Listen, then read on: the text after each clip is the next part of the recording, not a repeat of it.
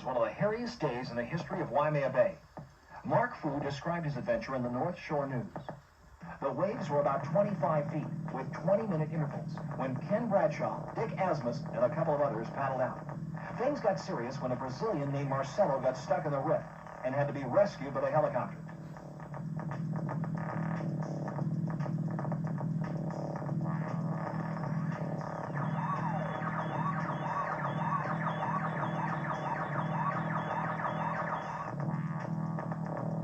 The surf continued getting bigger, and it was unlike any Waimea day before. A big storm had deposited a huge sandbar in the middle of the bay, causing massive waves to pitch out like Sunset or Velzeland. Ken Bradshaw got a couple of clean rides, but the waves were still getting bigger. James Jones made it out the back just in time for a huge closeout set.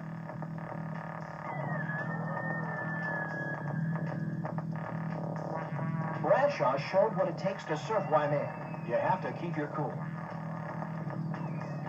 The helicopter stayed on the scene, expecting more rescues.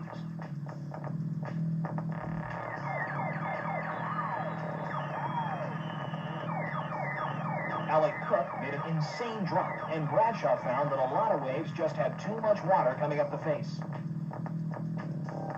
Bradshaw then made a mistake that cost him 2 full cycles in the rift. Most people would have panicked and drowned, but Bradshaw kept his head and made it to the beach.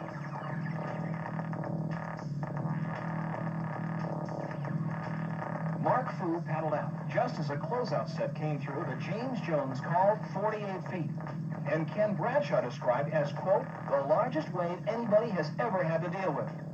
Alec Cooke got stuck in the shore break and just barely grabbed hold of the rescue basket before the next wave hit him.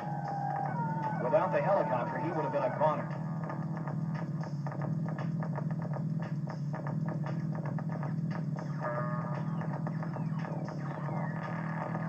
Everybody bailed, and leashes were stretched to the breaking point. James Jones was rescued, leaving Fu out alone in totally out-of-control Waimea Bay. Somehow, Fu's cord didn't break. He sat outside and waved off the rescue chopper. He wanted to ride a wave in. He took off on a wave that sucked out where the channel used to be and hit the water so hard it felt like concrete. He broke his 9-footer and took the helicopter ride to the beach.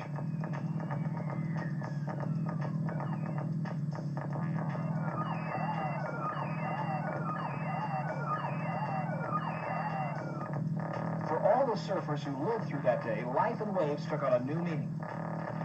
Fu will never forget that monster closeout or that gigantic takeoff, and will always be grateful for the efforts of the lifeguards and helicopter crew in bringing everyone in alive.